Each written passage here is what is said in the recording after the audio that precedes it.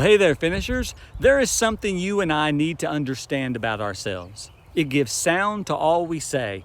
It gives sight to all we see. It gives rationale to all we think. It gives reason to all we do. No matter how little or much we are aware of it, how little or much attention we give to it, how little or much we acknowledge it, its steady and sturdy influence upon our lives is unmistakably clear. We are believers. There is no one who is not a believer. We all believe in something. Even to disbelieve in one thing is to believe in another. And if you want to know what you believe in, all you have to do is look at your life. You will pin your hopes upon your beliefs. Devote your time and resources to your beliefs. Look for happiness in your beliefs. Find your sense of well-being in your beliefs, and stake your very life on your beliefs. But the thing about belief is this: it can be misplaced. All of life's decisions, desires, and deeds flow from one of two basic beliefs. We believe that we need God, or we believe that we do not need Him. Said a different way, we believe that what God promises is better than what sin promises, or we believe the reverse is true. There is no third category of belief. And this is true at both the micro and macro level, both what we believe about how life is to be lived overall and how it is to be lived in any given moment. The answer that we give to these two questions will always determine the trajectory of our lives. What am I believing for all time, and what am I believing at this time? 2 Peter chapter 3 verses 3 through 4 says this: His divine power has granted to us all things that pertain to life and godliness through the knowledge of Him who called us to His own glory and excellence, by which He has granted to us His precious and very great promises, so that through them you may become partakers of the divine nature, having escaped from the corruption that is in the world because of sinful desire. You see, there is also something you and I need to understand about our God. This should give sound to what we say, sight to what we see, rationale to what we think, and reason to what we do. God has given us promises.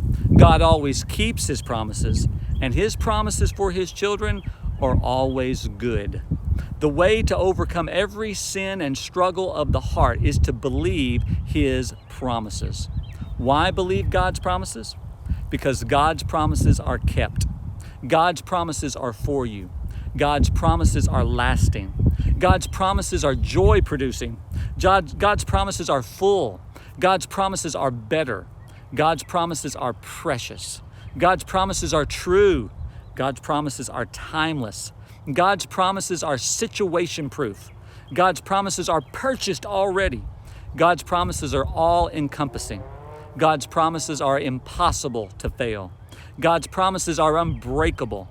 God's promises are edifying.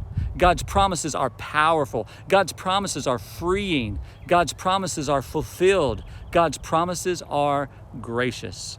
You know what? Sin's promises are the exact opposite: fleeting, broken, harmful, misleading, empty, enslaving, and damning. But they are also seductively powerful, deceptively plausible, and constantly present. You don't have to do anything to hear about the promises of sin. You are bombarded with them like mortar fire from all sides. And the only way to withstand and win against them is to be intentional about remembering, reading, rejoicing over the superior promises of God in, through, and because of Jesus. These are precious and very great promises to those who love and believe God.